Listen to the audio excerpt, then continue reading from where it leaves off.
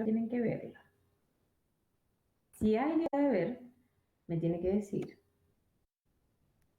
Puede activar su micrófono y me puede decir. Dentro de las clases ustedes pueden activar obviamente el micrófono, pueden preguntar y desactivan el micrófono para que no se escuche el ruido de sus casas y eso. ¿Ya? Y si no, pueden dejar un chat. Yo cuando estoy con las diapositivas, una vez que empiezo la clase, yo ya no puedo ver los chats.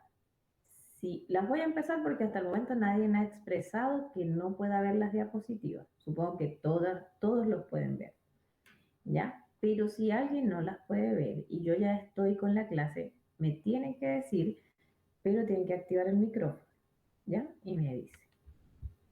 Si es que no les avanza las diapositivas, si es que no las pueden ver bien, ¿ya? Disculpa, es una donde dice preparación Como les digo, teórica nivel 1. Eso, sí. Ya, ahora sí me aparece a mí. Gracias. Ya, eso. Ahora sí le aparece.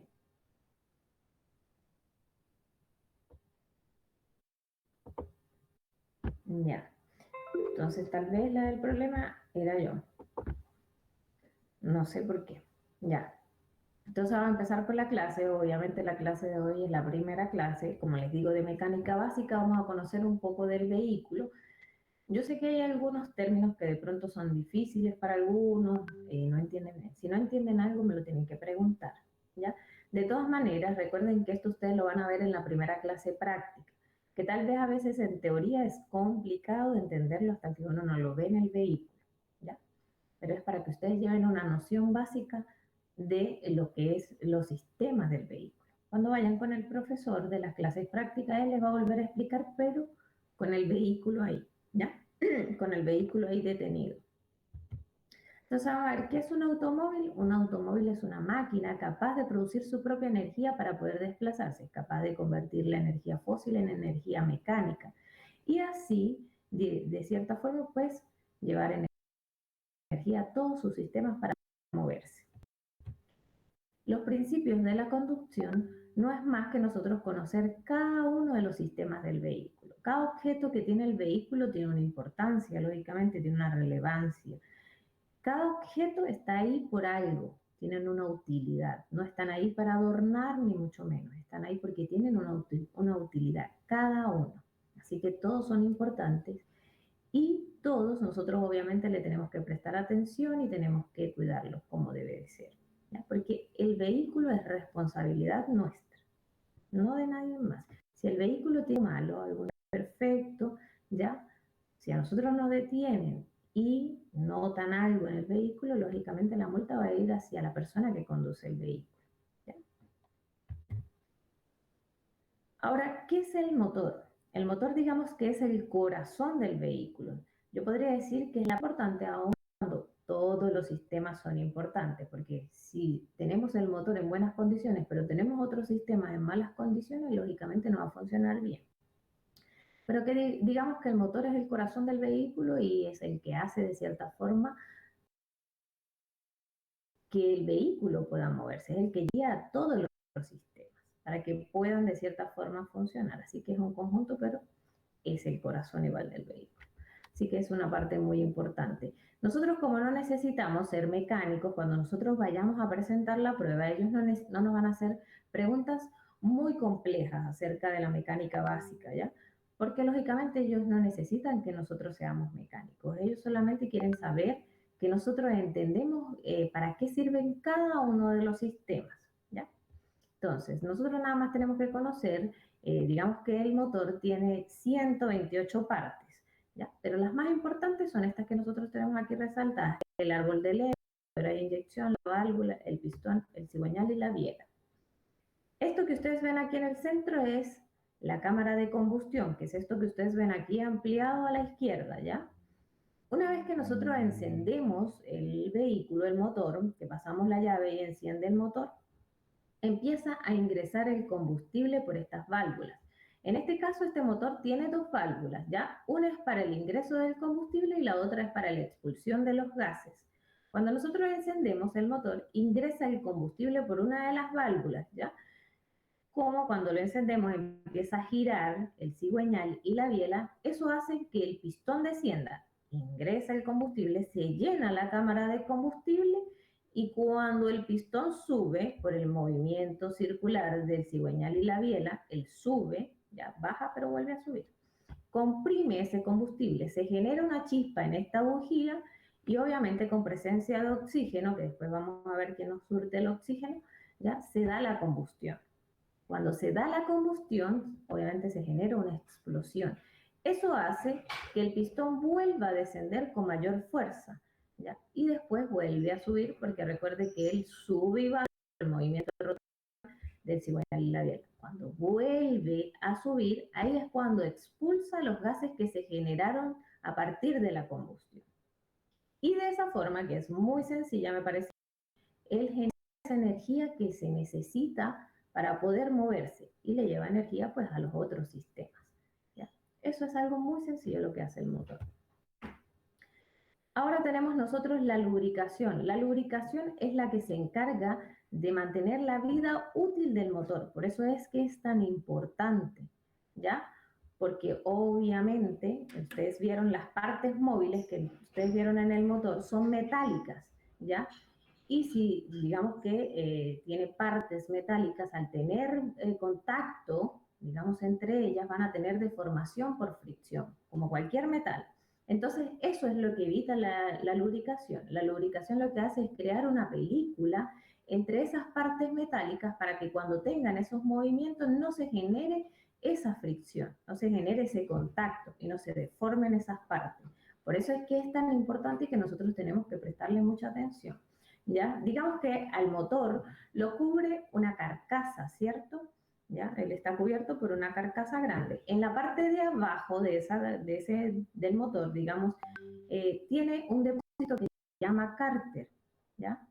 Ahí es donde va el depósito de este aceite o de este lubricante. Una vez que nosotros partimos, el cárter. Después del cárter, cuando nosotros empezamos, encendemos el vehículo y empiezan a funcionar todos los sistemas aparte del motor, ¿ya? Empieza a bombear ese lubricante hacia todas esas partes móviles del motor a través de unos conductos muy pequeños, ¿ya?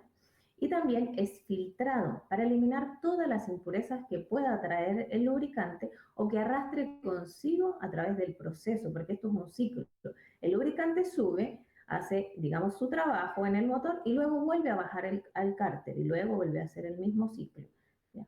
Y obviamente se van generando partículas de impureza. Todas esas partículas tienen que quedar, que arrastra con, digamos, el lubricante, tienen que quedar en ese filtro antes de volver a ir al motor este lubricante. ¿Cuáles son las principales fallas que nosotros podemos encontrar en un sistema de lubricación? Puede ser una bomba dañada, un filtro muy obstruido, ¿ya? O que el lubricante haya perdido la viscosidad.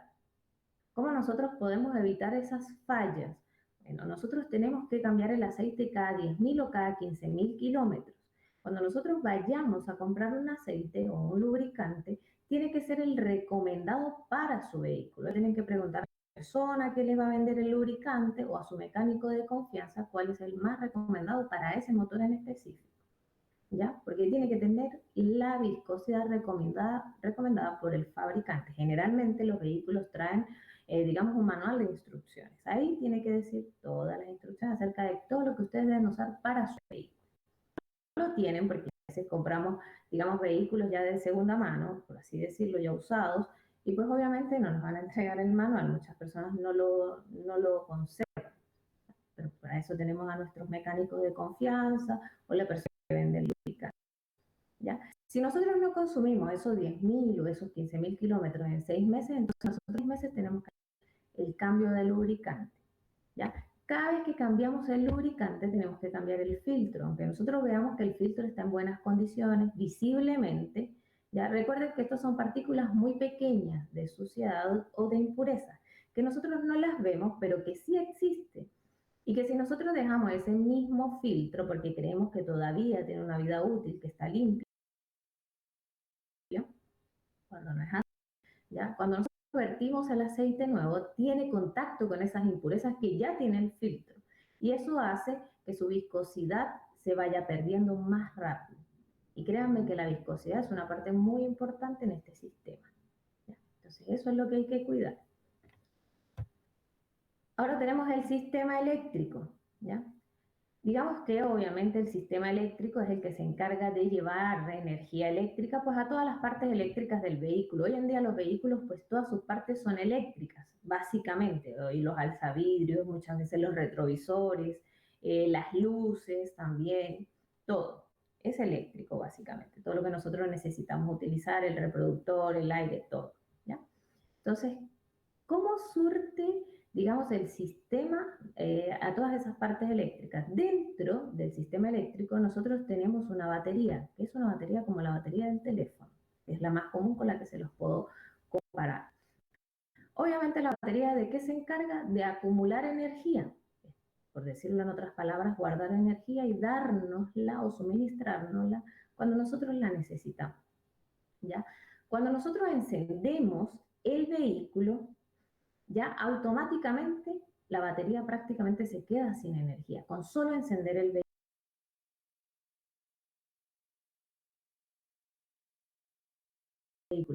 vehículo, ahí ya estamos utilizando la batería que tiene la batería. ¿Por qué?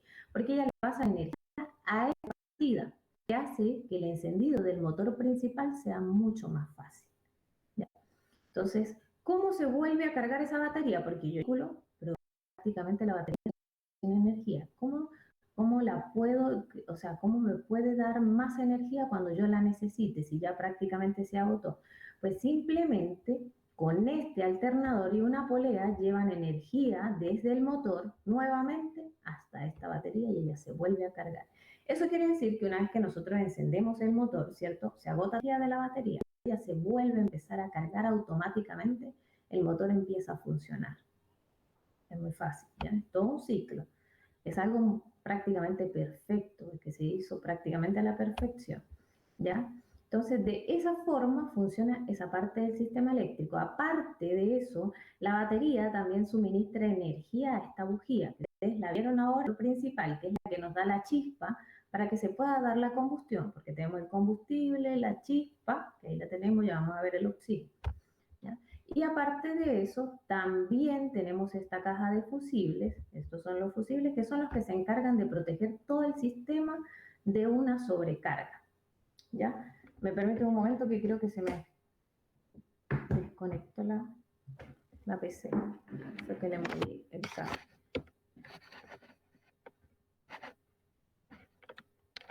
Y no me está cargando.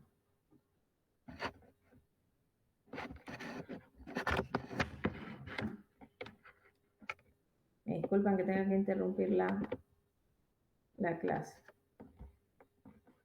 Pero si no me carga, se me va a apagar la computadora. Ahí sí. Ya.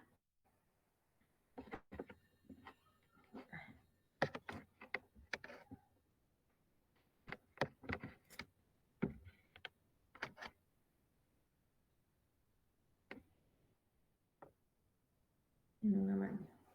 Ya.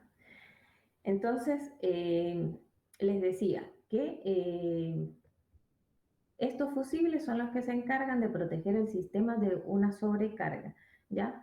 Entonces, básicamente de esa forma funciona el sistema eléctrico. Ahora, ¿qué tienen que tener ustedes en cuenta? Por ejemplo, cuando nosotros tenemos, digamos, las luces delanteras encendidas, cualquier parte eléctrica, pueden ser los focos delanteros, pueden ser los focos interiores, puede ser el reproductor, ¿ya?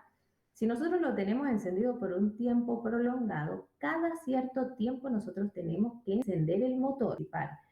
¿Por qué? Por lo que les digo, que la batería se agota y la única forma que vuelva a cargar es encendiendo el motor principal, que él funcione y que lleve a través del alternador y la polea energía nuevamente a la batería para que se vuelva a cargar. ¿Por qué?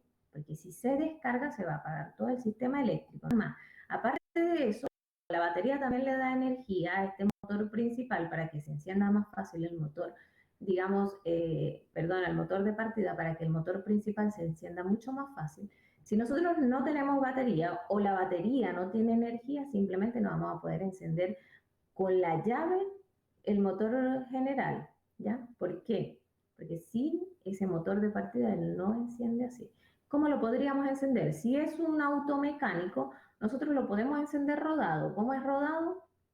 Una persona al interior del vehículo, otra que lo empuja, y así cuando alcance cierta velocidad, digamos unos 10, 15 kilómetros por hora, él enciende. ¿Cómo lo hago? Simplemente nosotros tenemos que apretar el embrague, tener en segunda la velocidad, una vez que alcance esa velocidad, ponemos tercera y soltamos embrague rápidamente y así debería encender el vehículo. Si es un vehículo automático, no va a encender sin batería. Entonces hay que cuidar mucho la batería. La batería tiene una vida útil aproximadamente de 5 años. ¿Ya? Todo depende del uso que nosotros le demos. Si la cuidamos, lógicamente nos va a durar más. Hay que tratar de que no se descarguen completamente, de que no tengamos que ser auxiliados, ¿ya? Porque eso va dañando las baterías. Ahora tenemos el sistema de combustible, que es el que se encarga de llevar el combustible hasta el motor. ¿Cómo funciona eso? Una vez que nosotros encendemos el motor, tiene unos sensores que son los que le indican a esta bomba de combustible que debe llevar combustible hasta el motor. ¿Ya? Ella lo que hace es succionar el combustible, lo lleva a través de los conductos, pasa a través de este filtro de combustible, obviamente que es el que se encarga de eliminar las impurezas que trae el combustible, y después pasa por este filtro de aire, que es el que nos da el oxígeno que nosotros necesitamos en la cámara de combustión. Y luego, bueno, ingresa en el motor o en la cámara. ¿Ya? Y de esa forma sencilla, pues es el sistema, por lo menos el sistema de combustible. ¿Qué es lo que nosotros tenemos que tener en cuenta? El sistema. Siempre nosotros tenemos que estar pendientes de cuál es el nivel de combustible que nosotros tenemos en el tanque. Cuando, por ejemplo, nos marquen un cuarto de tanque, menos de un cuarto de tanque, nosotros tenemos que cargar otra vez nuestro vehículo de combustible. No podemos dejar que se nos agote el combustible completamente. Primero, porque nos vamos a quedar en pana, ¿cierto? Y segundo, porque ya digamos que como el combustible trae sedimentos, trae impurezas, ellos van quedando en el fondo del tanque de combustible. Y si nosotros regularmente o nos acostumbramos a quedarnos sin combustible siempre, ¿qué va a hacer? ¿Qué va a pasar? Que la bomba de combustible va a succionar todas esas impurezas y la va a llevar hasta este filtro. No van a pasar al motor porque para este filtro, pero sí se va a obstruir este filtro de una medida en que ya llega un momento en que está tan obstruido que obviamente no va a dejar pasar más combustible. ¿Qué va a pasar? Que igual nos vamos a quedar en pana, ¿ya? Y vamos a tener que llamar a nuestro mecánico, comprar esta pieza y hacer un gasto extra. Eso es lo que nosotros tenemos que evitar, ¿ya? Entonces siempre hay que mantener todos los sistemas en los niveles óptimos y mantenerlos bien. Cuando nosotros vamos a cargar de combustible nuestro vehículo, podemos ver estas señales reglamentarias, que no podemos encender cigarrillos, que debemos no utilizar en la medida de nuestras posibilidades el teléfono, y que debemos apagar sí o sí el motor mientras estemos cargando de combustible nuestro vehículo. En la medida de sus posibilidades deben tener los vidrios arriba para que no ingresen gases tóxicos dentro de la cabina. Ahora tenemos el sistema de refrigeración. ¿Ya? ¿De qué se encarga el sistema de refrigeración? De mantener la temperatura óptima del motor. ¿Ya? Una vez que nosotros encendemos el motor y obviamente empieza a circular a través del motor pues el refrigerante, ¿ya? Una vez que él alcanza los 90 grados centígrados aproximadamente, empieza a funcionar este termostato. Es como una válvula que se abre y deja pasar ese refrigerante hasta el radiador. ¿Ya? El radiador está en la parte de adelante del vehículo, que en la parte de arriba del parachoques ustedes han visto unas pequeñas ventanillas. Detrás de esas ventanillas, dentro del capó, pues ahí está el radiador. ¿Ya? Tiene una tubería de cobre como en zigzag, ¿ya? Y por ahí atraviesa o pasa el refrigerante. ¿Ya? Esas ventanillas que ustedes ven ahí adelante tienen, digamos, una función. No están ahí para porque sí o porque se ven bonitos así. Tienen una función que es muy importante, que ingrese una masa de aire para que con esa masa de aire de forma natural aprovechar el aire que como nosotros vamos hacia adelante, si nosotros vamos hacia adelante obviamente va a ingresar una gran masa de aire. Entonces la aprovechamos, ella lo que atraviesa, digamos, el radiador, entonces enfría de natural esa refrigerante que, bueno, venía caliente del motor y lo lleva nuevamente al motor. Pero ¿qué pasa cuando nosotros, por ejemplo, estamos en una fila de vehículos y tenemos el motor encendido, pero no estamos avanzando porque estamos en la fila? Y si avanzamos, avanzamos muy poco.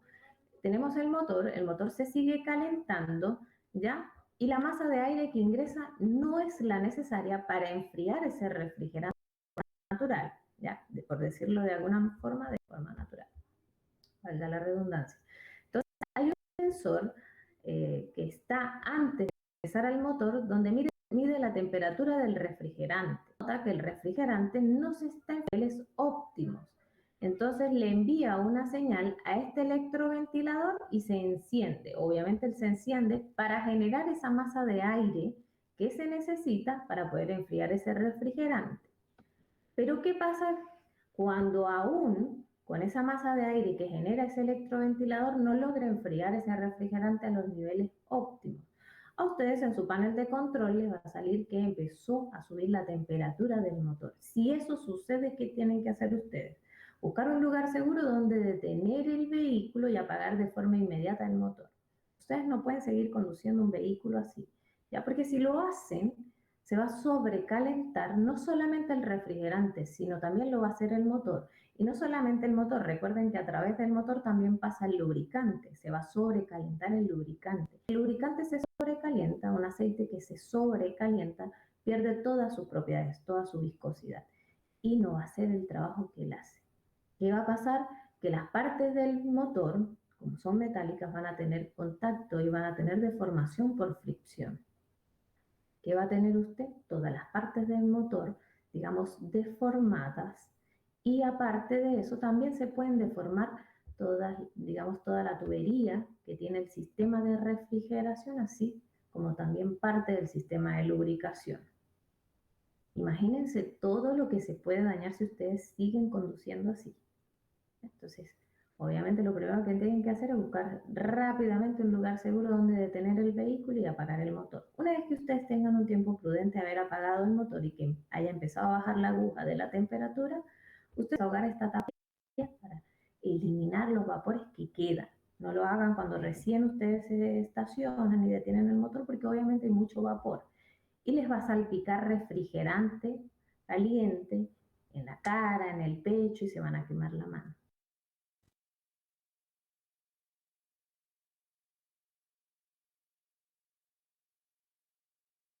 Así que tiene que ser cuando tengan un tiempo prudente del motor. Más decirles que ustedes siempre tienen que tener el depósito del refrigerante a niveles máximos, siempre. Ahora tenemos el sistema de escape, que es el que se encarga de expulsar los gases que se generan a partir de la combustión hacia el medio ambiente, ¿ya? La restricción de los conductos, eso hace que digamos, el motor tenga muchas vibraciones, genera muchas vibraciones en el motor. Aparte de eso, hace que el encendido del motor sea muy difícil. La expulsión de humo es muy importante porque, lógicamente, si no expulsamos los humos, o el humo, mejor dicho, que se genera a partir de la combustión, pues pueden ingresar dentro de la cabina, ¿ya? ¿Qué pasa si el humo ingresa dentro de la cabina? Una persona no puede estar en presencia de estos gases tóxicos porque lógicamente puede morir, va a llegar a morir. Si está por un tiempo prolongado en presencia de ellos, lógicamente va a morir, ¿ya? Le va a causar somnolencia, inconsciencia y luego va a morir. Eso es así. Entonces eso puede pasar si no hay una buena expulsión de humos. Aparte, si hay rotura de piezas, también, obviamente, si hay una rotura de piezas, también pueden ingresar esos gases tóxicos dentro de la cabina. Y nosotros siempre tenemos que cuidar el lugar donde nosotros guardamos nuestro vehículo o donde lo estacionamos en nuestra vivienda. Por ejemplo, si es un lugar muy cerrado, lo ideal es nosotros poner un extractor de modo que se ventile el lugar, para que no se cree humedad también. Porque la humedad a la larga crea corrosión, digamos, en el tubo de escape, ¿ya? Y si crea corrosión, un metal que presenta corrosión a la larga va a tener una fisura. Y ya sabemos lo que va a pasar si hay una fisura en el sistema. Va a ingresar los gases tóxicos dentro de la cabina y obviamente nosotros podemos llegar a morir, ¿ya? Entonces es muy importante tener cuidado con el tubo. Nosotros no podemos con tubo de escape en malas condiciones, bien sea porque presente rotura, porque presente oxidación, ¿ya? Nosotros vamos a ser multados. Y nos pueden retirar el vehículo porque lógicamente eso representa un peligro para nosotros y para los demás. Ahora tenemos la transición del auto, que esta parte a veces es, aunque trato de ser explícita, es muy compleja, que ustedes a veces la entiendan cuando nunca han estado dentro de un vehículo y han hecho cambios de velocidades, lógicamente como debe de ser así. Porque si ustedes no tienen una licencia, están haciendo este curso porque nunca en su vida lo han hecho, ¿ya? Entonces trato de ser que lo entiendan, ¿ya? Con palabras simples. Entonces, ¿qué es lo que hace la transmisión del auto? Es simple. Lo que hace es llevar la energía que se genera en el motor hacia las ruedas. ¿Cómo lo hace? ¿Ya? Nosotros simplemente vamos a encender el vehículo, nosotros presionamos el embrague, por medida de seguridad también el freno, ya damos la llave. Enciende el vehículo, obviamente ponemos primera si vamos hacia adelante. ¿Ya? Ponemos primera, presionamos embrague, freno, pasamos la llave, encendemos el motor. Una vez que nosotros soltamos el embrague y lógicamente el freno también, el vehículo va a empezar a ir hacia adelante, ¿ya? Porque tiene primera, si tuviera retroceso va hacia atrás, ¿ya? Pero digamos que vamos hacia adelante. Entonces simplemente va a empezar a ir hacia adelante. Cuando ustedes alcancen aproximadamente los 10, los 15 kilómetros por hora, porque básicamente la primera es solo para arrancar, básicamente. Cuando ustedes ya lleven esa velocidad, que va a ser a los pocos metros de haber encendido el vehículo, ustedes automáticamente tienen que poner segunda, porque primero que se los va a exigir el vehículo, el motor se los va a exigir. Si ustedes siguen acelerando, porque lógicamente después que ustedes suelten embrague y freno van a empezar a acelerar una vez que el vehículo empieza a ir hacia adelante. Como van a empezar a acelerar, va a ganar velocidad y él le va a solicitar otra velocidad. Entonces, ¿qué hacen ustedes? Presionan embrague nuevamente, ponen segunda. ¿Por qué? Porque el sistema es así. Si usted no presiona, no le habilita la caja, ¿ya? Primero tiene que presionar embrague. Habilita la caja, pone segunda, suelta y libre para que usted siga acelerando. Si necesita la mayor velocidad, presiona embrague, pone tercera y sigue acelerando. Suelta el embrague, por supuesto, ¿ya? Eso es lo que usted tiene que hacer. ¿Qué pasa cuando nosotros vamos a reducir de velocidad? A veces esa maniobra es más difícil es muchas veces reducir velocidad que aumentar la velocidad, ¿ya? A veces es más difícil para ustedes mecanizarlo. Pero cuando nosotros vamos a reducir velocidad por X motivo, porque no, bueno, vamos en tercera y me estoy acercando a una pendiente pronunciada o me estoy acercando a una curva pronunciada también. O puede ser una curva leve, pero obviamente si voy en tercera reduzco velocidad a segunda para poder pasar la curva con más seguridad, ¿ya? Entonces, ¿qué hago? Si voy en tercera, presiono el embrague, aunado a eso el freno para disminuir la velocidad del vehículo ya frenando y pongo la velocidad más baja que sería segunda. Si voy en tercera, paso a segunda, ¿cierto? Ya. Suelto embrague, suelto freno, lógicamente, y él va a tomar la velocidad. ¿Qué pasa si yo no presiono el freno y presiono embrague y bajo de tercera a segunda y suelto embrague sin presionar freno? Me va a dar un tirón hacia atrás, ¿ya? Además que no se hace así la maniobra. Siempre tienen que pisar freno, es decir, para disminuir la velocidad un poco, y de ahí presionan embrague y bajan la velocidad, ¿ya? Esa es la forma correcta de hacerlo porque de esa forma sufre menos el motor, ¿ya? Y no nos da ese tirón hacia atrás. Sino cuando soltamos el embrague, porque reducimos la velocidad, como ya la hemos reducido con el freno, él no nos va a dar ese tirón hacia atrás, sino normal, va a seguir andando, pero a menos velocidad. ¿Qué pasa si nosotros vamos en tercera y, por ejemplo, necesito frenar de forma abrupta porque, bueno, no sé, se atravesó un animal o porque no me dio tiempo de reducir y hay un pare, por lo que sea? Entonces, ¿qué hago? Llegué al semáforo y estaba en amarillo y creí que podía pasar y ya al fin que no pude. Les va a pasar muchas veces. Y bueno, me freno ya prácticamente llegando a la línea de detención. Entonces me tengo que frenar sí o sí. ¿Ya? Y voy en tercera. Si yo me freno de golpe y voy en tercera y me freno y no presiono el embrague, se va a apagar el vehículo porque usted está disminuyendo considerablemente la velocidad ¿ya? Sin reducir los cambios en la caja de cambio. Entonces, ¿qué hago? Yo puedo frenarme, por supuesto, si voy en tercera, pero yo me freno y presiono el embrague. De esa forma no se me apaga el motor, ¿ya? Y como tengo ya el embrague presionado, simplemente me freno, el vehículo se va a detener, ¿ya? Y yo simplemente regreso a primera. Completamente el vehículo, siempre que el vehículo se detenga completamente, regresar a primera para volver a arrancar, ¿ya? Entonces, en fin, digamos, haciendo como un recuento, siempre para hacer un cambio de velocidad tengo que presionar el embrague. Si voy a disminuir la velocidad, tengo que presionar freno y embrague al mismo tiempo, ¿ya? Y pues para aumentar de velocidad, simplemente presiono embrague y aumento la velocidad y suelto embrague y acelero, ¿ya? Es simple, es muy simple realmente. Obviamente el motor va a generar la energía que usted le diga aquí en la caja de cambio. Si usted le pone primera, él genera la energía para primera. Si usted le pone segunda, él genera la energía para segunda y así sucesivamente, ¿ya? Y cuando usted suelta el embrague, él recibe eso que usted le dijo aquí, esa información que usted le dijo aquí. Mientras nosotros más tiempo tengamos presionado el embrague para hacer los cambios, más tiempo dura desenganchado el motor. Cuando nosotros presionamos el embrague, se desengancha, no pasa más energía. Es como si el motor quedara, como si el vehículo quedara en neutro, no pasa ningún tipo de energía, ¿ya? Una vez que soltamos el embrague, ahí el motor sabe lo que usted le dijo aquí y él va a generar esa energía. Y esa es la energía que va a pasar a través del eje de transmisión hacia las ruedas. Y nosotros simplemente le vamos a dar dirección o trayectoria con el volante. Es simple. Es muy simple, ustedes lo van a aprender en hacer práctica, lo van a entender mucho mejor allá, pero realmente es muy, muy básico, muy simple. Ahora tenemos el sistema de frenos. ¿Cómo funciona el sistema de frenos? Cuando nosotros presionamos el pedal del freno, genera un movimiento en este cilindro. Va el cilindro desde aquí de atrás hacia adelante, generando una presión en el líquido de freno que está dentro de esta tubería. Esa presión hace que el pistón se mueva hacia adelante y toque el disco de freno. De esa forma, obviamente, va a empezar a desacelerarse el vehículo, a frenar, ¿ya? Anteriormente los frenos eran sin ABS. ¿Qué es ABS? Es un sistema antibloqueo de frenos, ¿ya?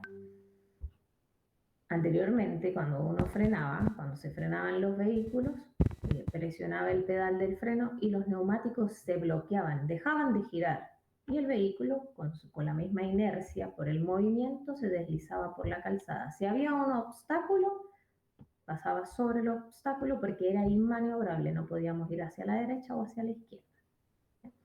Hoy en día con los vehículos, digamos con los frenos con ABS, que es un sistema que está adecuado en cada uno de los neumáticos, que hace que cuando nosotros presionamos el pedal del freno y genera mucha presión en uno de los neumáticos o en cualquiera de los neumáticos, dos o tres, o en todos tal vez, lo que hace el sistema es liberar presión para que el neumático vuelva a girar.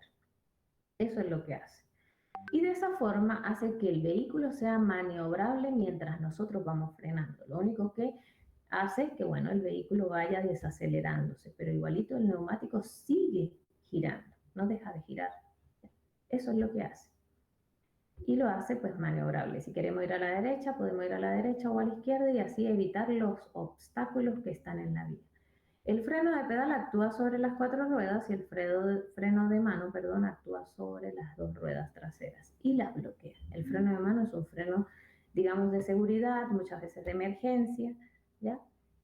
Entonces es bien importante igual darle un mantenimiento también al freno de mano cada cierto tiempo. Cuando nosotros tenemos una falla total de freno, primero lo que tenemos que hacer es mantener la calma. Todo lo que nosotros hagamos en ese momento al volante o en el vehículo, todas las maniobras que hagamos, de eso va a depender nuestra vida, la vida de las personas que van al interior del vehículo, que probablemente sean nuestros seres queridos, y también la vida de las personas que se mueven alrededor. Así que es bien importante que mantengamos la calma. Si tenemos una falla total de freno, nosotros lo que tenemos que hacer es presionar varias veces el pedal del freno y soltarlo. Presionar y soltar, a ver si se ventila y vuelve a tener presión, porque puede ser que haya una pérdida de presión. Cuando hay pérdida de presión, dudo que volvamos a tener presión dentro del sistema, así que dudo que vuelvan a funcionar, pero puede que vuelva a funcionar, ¿ya? Y debemos circular lo más a la derecha posible, empezar a reducir los cambios hasta llegar a primera. Y una vez que hayamos llegado a primera, ¿ya? Como no tenemos freno, recuerden que yo les dije ahora en la transmisión del auto, cuando nosotros reducimos sin frenar, cuando reducimos los cambios sin frenar, da tirones hacia atrás, porque obviamente disminuye las revoluciones y el vehículo va a ir a menor velocidad, ya el motor va a menos velocidad, genera menos velocidad, ¿ya? Y obviamente el vehículo se va a ir frenando. Entonces, al llegar a primera vamos a ir a una velocidad baja. Cuando hayamos logrado que el vehículo vaya a una velocidad muy baja, activamos el freno de mano de forma suave y progresiva, no de golpe. Ni tampoco puede ser apenas nos dimos cuenta que no nos funcionan los frenos, no puede. Porque si usted los activa, bloquea las dos ruedas traseras y si usted va, por ejemplo, a 100, 120 kilómetros por hora, puede ser contraproducente. ¿Ya? Entonces tiene que ser cuando haya reducido todos los cambios y haya logrado disminuir la velocidad del vehículo.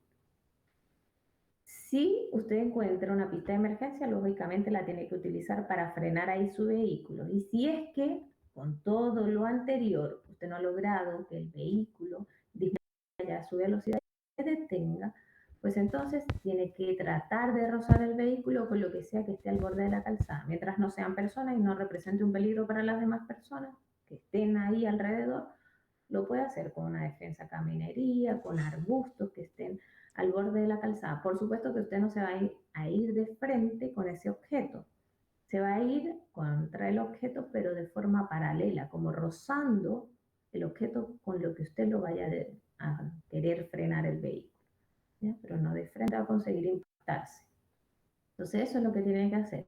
Ahora cuando nosotros estamos en pendientes pronunciadas, sí o sí nosotros tenemos que desplazarnos, digamos, con primera, en la primera velocidad. ¿Por qué? Porque obviamente ahí o sea, va con menos velocidad el motor, va frenado ya el vehículo con el motor y puede descender fácilmente por la pendiente y usted puede utilizar mejor, digamos, los frenos. Si usted va a alta velocidad por una pendiente pronunciada, va a tener que utilizar los frenos mucho más que si va a menor velocidad, ¿ya? Si usted en medio de la pendiente necesita detenerse en varias ocasiones porque hay una fila de vehículos, usted lo que tiene que hacer es detenerse en la pendiente, pisar el freno de pedal para detener completamente el vehículo, activa el freno de mano y suelta el freno de pedal para ventilarlo. ¿Por qué? Porque si nosotros no hacemos esto y nos detenemos en medio de la pendiente, ya venimos frenando con el freno de pedal por toda la pendiente. Aparte, me detengo en medio de la pendiente en varias ocasiones porque hay una fila de vehículos, quiere decir que el freno de pedal no se ha ventilado en todo este tiempo. ¿Qué va a pasar? Que los frenos se pueden cristalizar y simplemente van a dejar de funcionar. Eso hay que evitarlo. Si dejan de funcionar en una pendiente, ustedes se van a imaginar digamos, lo que va a suceder, ¿ya? Entonces simplemente lo tenemos que hacer así. Si yo me veo obligada a detenerme, freno con el freno de pedal, pongo el freno de mano, ¿ya? Suelto el freno de pedal para que se ventile y cuando necesite avanzar, vuelvo a presionar el freno de pedal, suelto el freno de mano y empiezo a avanzar suavemente. De esa forma nosotros tenemos que usar los frenos en una pendiente. ¿Ya? Generalmente cuando los frenos empiezan a cristalizarse, uno puede sentir un olor muy peculiar. ¿Ya? No sé si lo han logrado percibir en algún momento, pero no podría explicarles cómo es el olor, pero generalmente a freno. Uno dice huele a freno el vehículo y que los frenos se están cristalizando, huele como a quemado. Los controles para evitar un accidente, ¿ya? Si el nivel del líquido de freno desciende, si usted lo tiene siempre en el nivel máximo, siempre tiene que estar ahí. Si él baja, quiere decir que hay pérdida de presión, quiere decir que tiene una fisura y que usted tiene que mandar a ver su sistema de freno lo más pronto posible. No mover ni siquiera el vehículo de ahí porque en cualquier momento usted se va a quedar sin los frenos, ¿ya? Que la posición del pedal no descienda cuando lo tiene fuertemente presionado. Si ello sucede, puede haber fugas de líquido de freno. Es decir, cuando lo presionamos y él desciende ya solo, quiere decir que hay fugas en el sistema, porque no hay nada de presión, por eso va a descender fácilmente. Que el pedal se sienta rígido y no elástico. El pedal, aunque regresa, cuando usted lo presiona, siempre se siente muy rígido. No se siente como si...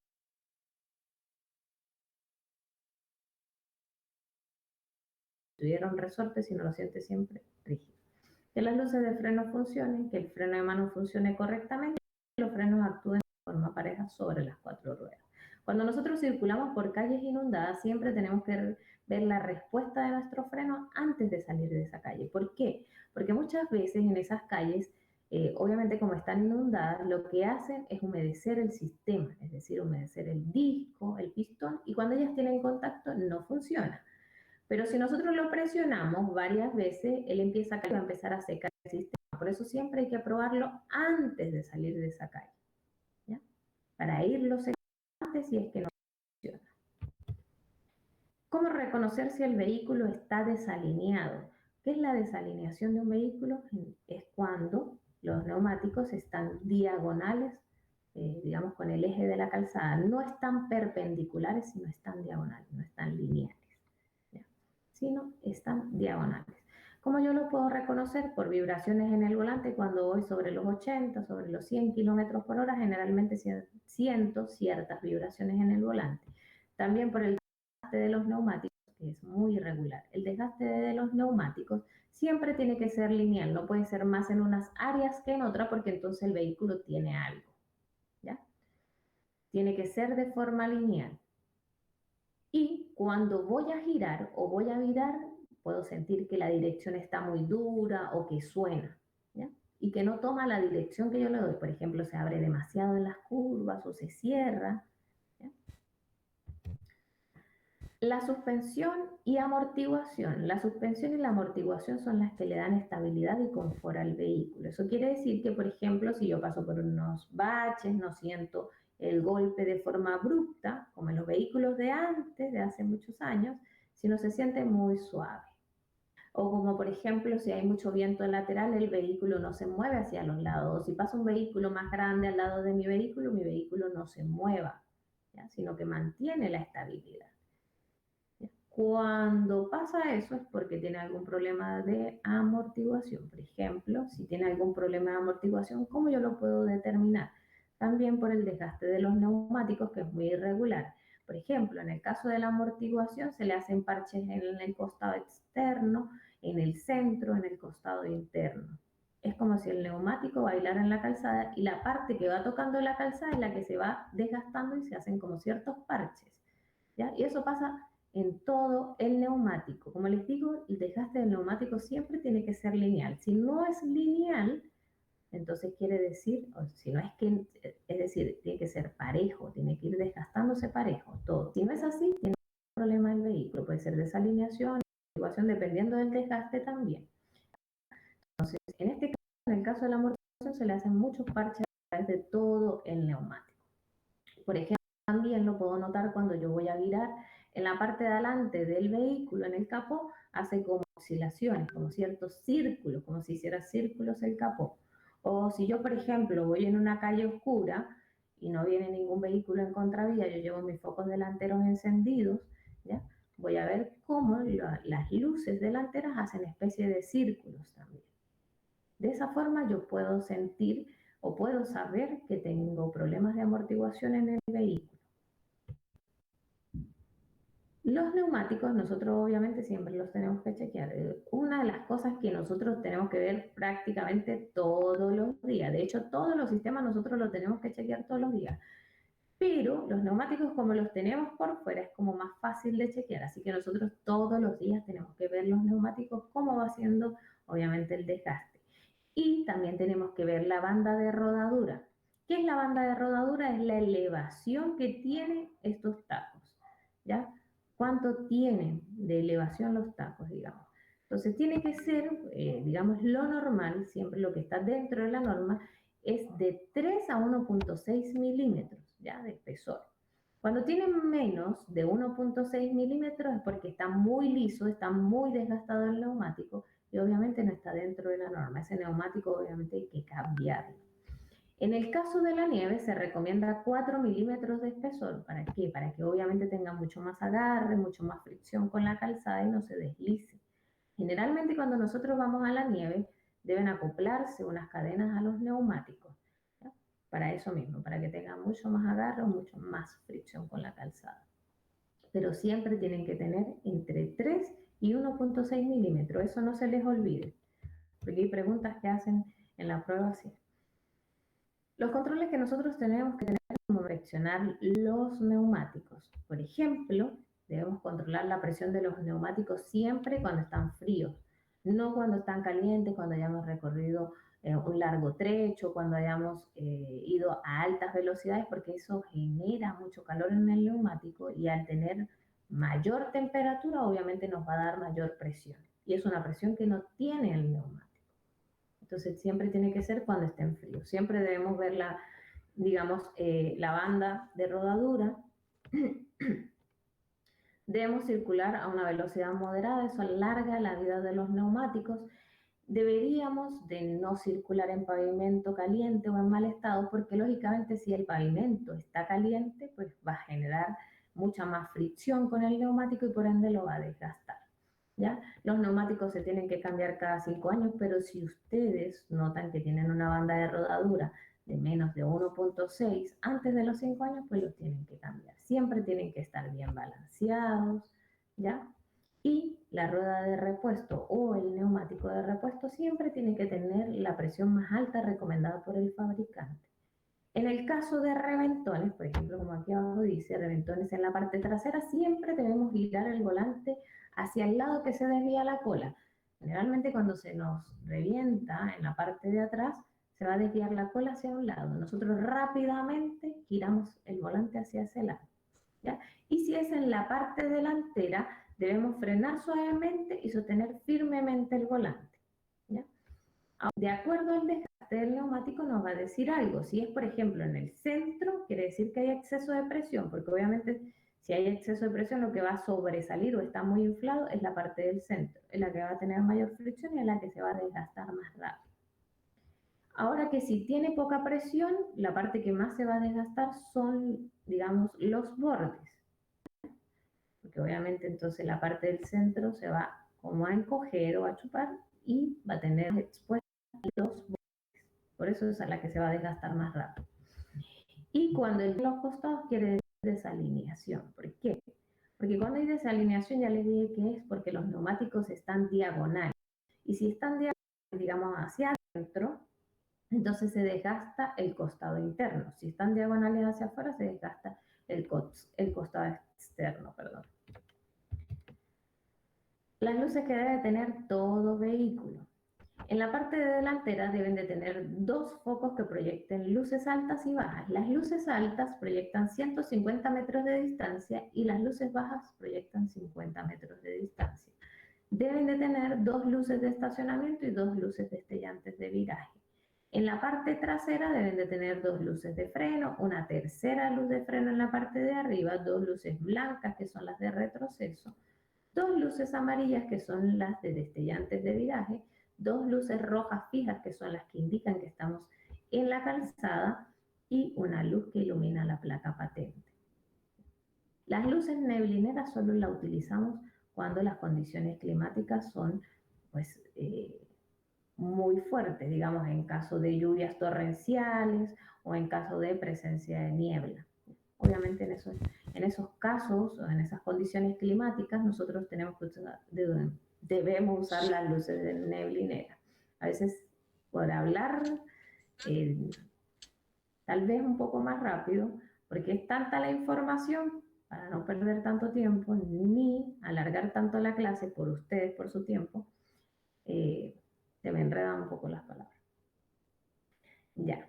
Entonces, eso es en el caso de las luces neblineras. En el caso de las luces de advertencia de peligro, nosotros las debemos usar si el vehículo está detenido por algún problema mecánico que esté presentando, si ustedes van a dejar a una persona o van a esperar a una persona para que suba al vehículo, también deben utilizar las luces de advertencia de peligro. Por ejemplo, si ustedes se detienen en medio de la vía porque, bueno, sucedió un accidente más adelante, y ustedes están llegando al lugar, automáticamente encienden las luces de emergencia para que los vehículos que vienen detrás de ustedes empiecen a disminuir la velocidad y hagan lo mismo y así sucesivamente. Para eso, ¿ya?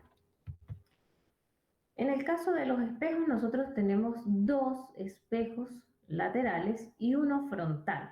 ¿ya? Eso nos permite la visibilidad hacia afuera del vehículo y sobre todo hacia atrás, porque obviamente nosotros no tenemos ojos en la parte trasera, no podríamos ver hacia atrás sin los espejos, ¿ya? Pero obviamente nosotros tenemos puntos ciegos, aunque tenemos estos espejos, tenemos puntos ciegos, ¿ya? Puntos en los que nosotros no vamos a poder ver afuera del vehículo, ¿ya? Entonces, ¿qué pasa en esos casos? Si nosotros, por ejemplo, dejamos el vehículo estacionado en un lugar y cuando nosotros regresemos tenemos que retroceder para poder salir, porque como dejamos el vehículo, como yo no he estado al interior del vehículo mientras lo dejé ahí estacionado, yo me fui a hacer alguna diligencia y regresé. ¿Qué tengo que hacer yo? Siempre tengo que percatarme qué hay detrás y después que yo vea acá atrás si no hay nada, ingreso al vehículo y ahí sí puedo retroceder. ¿Por qué? Porque mientras yo fui, hice las diligencias, acá pudo pasar algo, puede haber algo, puede un niño haber dejado su bicicleta, se pudo haber desmayado una persona y no la logro ver porque hay puntos ciegos.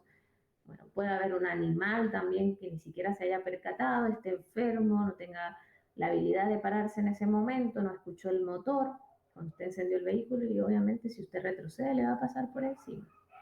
¿Y qué va a pasar si hacemos eso?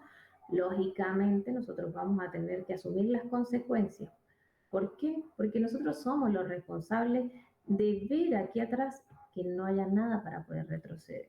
En el caso de los vehículos que tienen cámaras de retroceso hace que este trabajo sea más fácil, pero los vehículos que no tienen, porque no todos lo tienen, ¿ya? Nosotros tenemos que percatarnos realmente que no haya nada detrás del vehículo para retroceder. Créanme que puede pasar muchísimas cosas, pueden haber muchísimas cosas detrás del vehículo si retrocedemos y no observamos primero. No nos va a tomar sino como 2 segundos ir hacia atrás, observar que no haya nada y después subirnos al vehículo. Mejor evitarnos problemas. El uso correcto del cinturón de seguridad.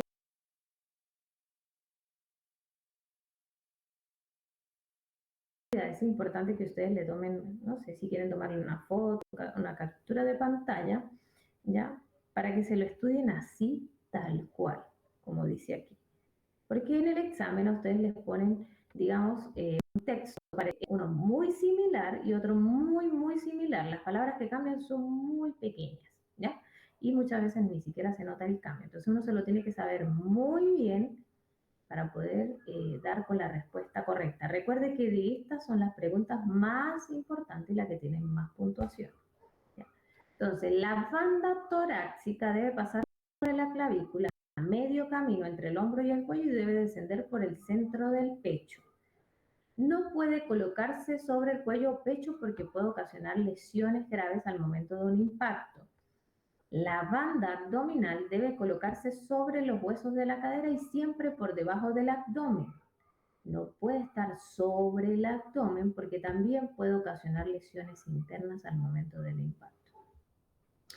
Una vez abrochado debe quedar bien ceñido al cuerpo, no pueden quedar holguras porque obviamente nosotros vamos a recorrer todo ese espacio, toda esa holgura que queda, todo ese espacio, lo vamos a recorrer al momento de un impacto y puede ocasionarnos un impacto con el parabrisas, con el tablero, con el volante si es que vamos manejando o si vamos en la parte trasera con el asiento delantero, con lo que sea que esté enfrente. Entonces siempre nos debemos de percatar que quede bien abrochado porque a veces los broches se dañan y que quede bien ceñido, ¿ya? En el caso de las mujeres embarazadas también deben utilizar el cinturón de seguridad. No les va a afectar en neto, por supuesto. Si tiene un impacto, si llegan a tener un impacto, obviamente le va a salvar la vida del bebé y también la de ustedes. Entonces, siempre tienen que utilizar el cinturón de seguridad. En el caso de las mujeres embarazadas, que bueno, como no es una enfermedad, lógicamente pueden conducir. Pero ¿cuál es la recomendación? Es que el volante esté entre 20 o 25 centímetros de separación del abdomen, ¿ya? Cuando nosotros estamos conduciendo, tiene que estar a esa separación, ¿ya? Porque recuerden que ahí está la airbag y si hay un impacto delantero, se va a inflar a 300 kilómetros por hora, ya saben lo que puede pasar. Entonces, siempre tiene que estar a esa separación. En el caso de las mujeres que son muy bajas, obviamente casi nunca pueden cumplir con esa norma. Bueno, como los los pies son cortos, las manos también, pues es muy difícil alejar mucho, con mucho espacio, el volante del abdomen, ¿ya? Pero en el caso de las mujeres embarazadas se recomienda esa distancia del volante y aparte de eso se recomienda que por favor no conduzcan los primeros, por lo menos el trimestre y el último mes de gestación. Aparte, siempre debe ir acompañada de una persona porque recuerden que los cambios hormonales en las personas o en las mujeres embarazadas, mejor dicho, son muy fuertes y puede llegar a tener hasta crisis de pánico al momento de conducir, puede llegar a alterarse mucho los nervios. Entonces, siempre es recomendable que esté acompañada de otra persona que la pueda sustituir en caso de que suceda algo así. Son las recomendaciones. En el caso de los niños siempre deben de utilizar un sistema de retención infantil hasta los 9 años, es decir, una silla de seguridad. ¿Ya? Obviamente las sillas de seguridad, como ustedes ven aquí, vienen por talla, no vienen por años, sino por talla. Generalmente es por talla. ¿Por qué? Porque no todos los niños pesan lo mismo a la misma edad. Hay unos que son más gorditos, otros que son más delgaditos, otros que son más rellenitos, no sé cómo le quieran decir. Todos no son iguales, lógicamente. Entonces, por eso no vienen por edades, vienen generalmente por talla, por peso. Hasta los 9 años los niños están obligados a ir en su silla de seguridad, en su sistema de retención infantil, sí, hasta los 9 años. Así tiene que ser. Y de 9 a 12 años tienen que ir en el asiento trasero y por supuesto que con su cinturón de seguridad. Una vez que el niño cumpla los 12 años y que mida más de 1,35, no se les vaya a olvidar eso. 12 años y más de 1,35 tienen que cumplir con esas dos normas porque eso es lo que estipula la ley, ¿ya? Ahí puede ir en el asiento delantero. Si el niño tiene 12 años pero no mide más de 1,35, no cumple con la norma, tiene que ir atrás. Pero si el niño ya tiene más de 1,35 pero no tiene los 12 años, pues entonces tampoco puede ir en el asiento delantero, tiene que ir en el asiento trasero. Tienen que ser las dos, ¿ya? Y obviamente que si ya después de los 12 años, cuando vayan en el asiento delantero, está de más decirles que todos tienen que ir con el cinturón de seguridad. Tanto las personas que van adelante, digamos el que va conduciendo, el copiloto, y las personas que van en los asientos posteriores, todos llevan el cinturón de seguridad. Es obligatorio el uso del cinturón de seguridad para todos los ocupantes del vehículo. Si alguno no lo lleva, ¿quién va a ser multado? La persona que conduce.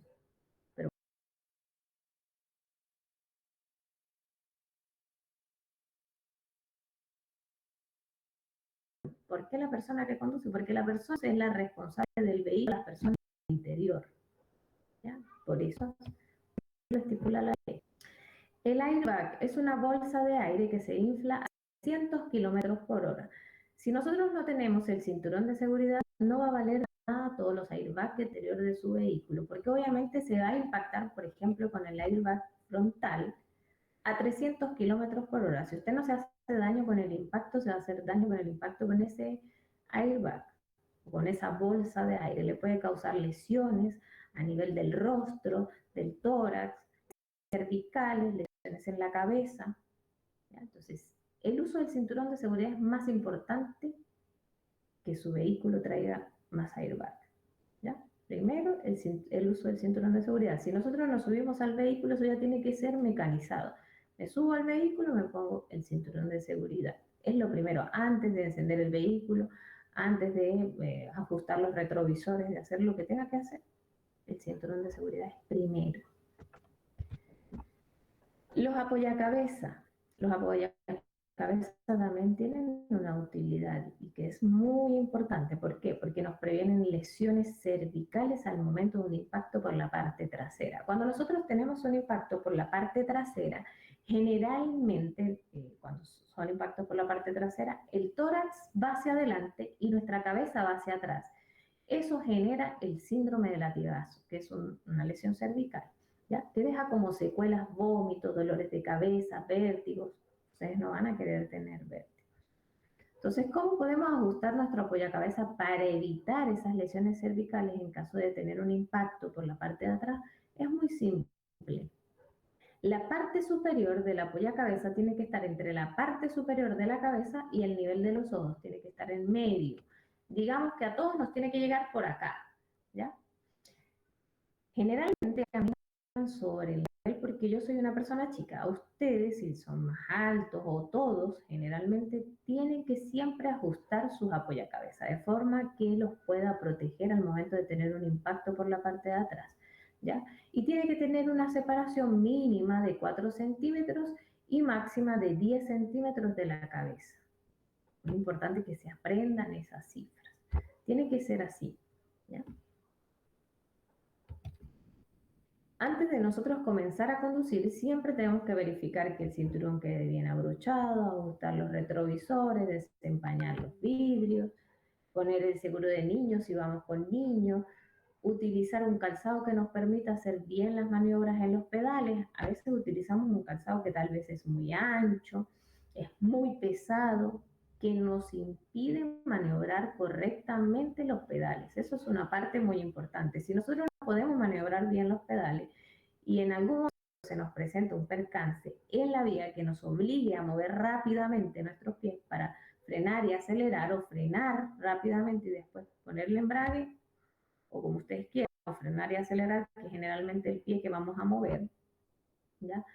Entonces obviamente va a ser difícil hacerlo rápidamente si nosotros utilizamos un calzado que no es el apropiado, ¿ya? Y obviamente también es importante que no llevemos objetos sueltos dentro del vehículo, de modo que si hay un impacto, esos objetos no puedan golpear a la persona o a las personas que están al interior y hasta causarle la muerte. Ya los objetos tienen que ir en la parte trasera, digamos en la cajuela. La seguridad activa del vehículo es el sistema de frenados, el sistema de dirección, el sistema de suspensión, los neumáticos y la iluminación. Siempre y cuando estén en buenas condiciones y nosotros los usemos de forma correcta, la seguridad activa del vehículo es para evitar un impacto. Si nosotros lo usamos como es para evitar un impacto. Y la seguridad pasiva es el cinturón de seguridad, el airbag, el sistema de retención infantil y el pretensor limitador del cinturón de seguridad. La seguridad pasiva del vehículo es para evitar que nosotros perdamos la vida cuando ya el impacto fue inevitable, ¿ya? Es para mantenernos con vida cuando ya pues no se pudo hacer nada, ya el impacto sucedió. Entonces, por eso es tan importante llevar el cinturón de seguridad puesto, obviamente el airbag, el sistema de retención infantil es muy importante en el caso de los niños, por eso es que si ustedes no llevan al niño en su silla de seguridad, obviamente que van a ser multados. A los niños hay que acostumbrarlos a que vayan a su silla de seguridad. Por mucho que las madres podamos querer a nuestros hijos, créanme que en ese momento darlos encima no es seguro para ellos, porque en el momento de un impacto, como todo ser humano, somos madres, pero antes de eso somos un ser humano. Y si tenemos un impacto, obviamente que inevitablemente soltamos lo que tenemos muchas veces en la mano para poder nosotras sostenernos al impacto o evitar el impacto con lo que sea que nos vayamos a impactar en ese momento. Ya, si vamos atrás con los asientos delanteros, soltar al niño y puede él sí tener un impacto. En cambio, si va en la silla de seguridad, siempre va a ir seguro. Se han visto muchos casos, no sé si lo hayan visto ustedes en las noticias, que a veces termina salvándose solamente el niño que iba en su silla de seguridad y todos los demás familiares o los demás ocupantes al interior del vehículo terminan muchas veces perdiendo la vida. Es muy triste, pero la vida del niño es lo primero. El pretensor y limitador del cinturón de seguridad es el sistema que tiene el cinturón de seguridad, de modo que cuando nosotros le damos el tirón, él lo que hace es bloquearse. Cuando nosotros damos el tirón hacia adelante porque tenemos un impacto, lo que hace el cinturón de seguridad, porque ese es su sistema, es bloquear el cinturón de seguridad, es decir, nos suelta, no suelta más el cinturón de seguridad y lo que hace que nosotros no nos movamos de la silla, ¿ya? Y no vayamos hacia adelante, lo cual evita que nosotros tengamos un impacto y nos pueda salvar la vida de cierta forma, ¿ya? Bueno, esa es la clase del día de hoy. No sé si alguien tiene alguna duda, si quedaron con alguna duda, si tienen alguna consulta, alguna pregunta. Es importante recordarles que, bueno, obviamente ustedes tienen que chequear todos los sistemas del vehículo, que en la medida de sus posibilidades siempre en el sistema de refrigeración utilicen refrigerante, no utilicen agua, ¿ya? Porque obviamente el agua trae minerales que lo que hace es que muchas veces puede dañar la tubería del sistema, ¿ya? Por los minerales que trae el agua, pues siempre empiezan a presentar pues oxidación los sistemas. ¿Tienen alguna duda, alguna consulta alguien? Hola, yo tenía una consulta respecto a la primera diapositiva que explicaste al tema del motor. No alcancé a entender bien Ya, cómo era el proceso. Sí, explicarnos. sí, vamos allá arriba. Vale. Esa, Ahí, esa, ¿cierto? sí, esa misma. Bueno, cuando nosotros pero tiene alguna pregunta en específico que no entendí o le vuelve a explicar nada. Eh, la, la parte cuadrada que está en la foto, que tú empezaste a explicar, eso no caché bien cómo funciona. Eso. Ya, mira. Cuando nosotros encendemos el motor, cuando encendemos el vehículo, generalmente por ejemplo, en este caso, este motor tiene dos válvulas de inyección. Hay motores que tienen dos, como en este caso. Hay motores que tienen tres y hay motores que tienen cuatro válvulas de inyección, ¿ya? En este caso tiene dos. Una es esta, por ejemplo, esta válvula que tiene acá es para la inyección del combustible, para que ingrese el combustible. Y esta otra es para que se expulsan los gases después de que se da la combustión. ¿Ya? Cuando tienen tres válvulas es porque dos son de inyección y una es de escape. Cuando tienen cuatro válvulas, dos son de inyección, dos de escape. Eso nada más que algunas tienen dos, otras tienen tres y otras tienen cuatro. Una vez que nosotros encendemos el motor, ingresa el combustible, ¿cierto? Porque desde, digamos, el tanque de combustible, succiona combustible en la bomba, bueno, llega a través de la tubería e ingresa por la válvula, ¿cierto? Como obviamente el pistón ha descendido por el movimiento giratorio del cigüeñal y la biela, cuando ingresa el combustible, el pistón está descendiendo, toda la cámara se llena de combustible. Esto pasa muy rápido. Una vez que el pistón sube, comprime el combustible, se genera una chispa en esta bujía que está aquí, que tal vez es muy pequeña, pero eso es una bujía.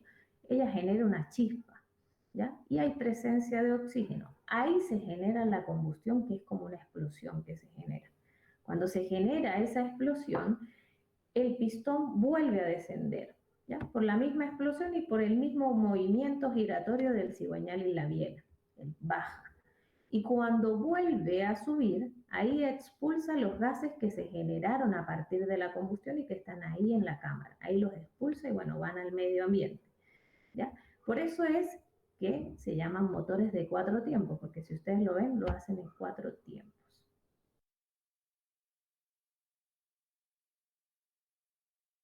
Pero lo hacen muy rápido. Y mientras la velocidad del vehículo va a aumentar más, digamos, las veces que lo va a hacer mucho más rápido, el pistón va a bajar y va a subir mucho más rápido y va a hacer muchas más veces todo ese proceso de combustión para generar mucha más energía y poder ir a mayor velocidad. ¿Ya? No sé si quedó todavía alguna duda. Si queda alguna duda, igual me pueden preguntar. Algo muy, digamos de cierta forma, algo muy sencillo. Trato de no hacerlo tan amplio, porque igual ustedes no necesitan saber como mucho de cada uno de los sistemas, sino más básico, que se encarga el motor, digamos de qué se encarga el sistema de refrigeración, porque las preguntas que hacen son muy simples en ese aspecto, ¿ya? Pero si queda duda, igual me pregunta. Vale, gracias por la duda. Ya, ustedes. ¿Alguna otra duda, consulta, lo que sea que quieran preguntar? Otra cosa que les quería decir del sistema de refrigeración, porque a veces cuando yo voy para un sitio, obviamente no siempre, a veces algunas cosas se me pueden pasar, las recuerdo al final, igual se las puedo acotar. En el caso del sistema de refrigeración, yo les decía que lo ideal siempre es usar el refrigerador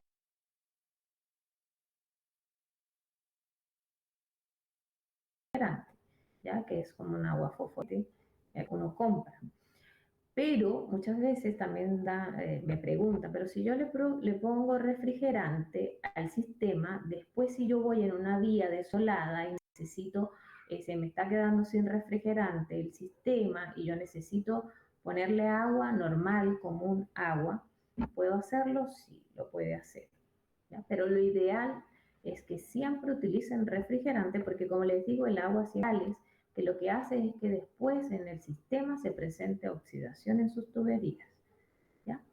Utilizar agua destilada, que ya el agua destilada pues tampoco tiene presencia pues de los minerales que trae, así que también es más recomendable en dado caso que el agua normal. En esos casos.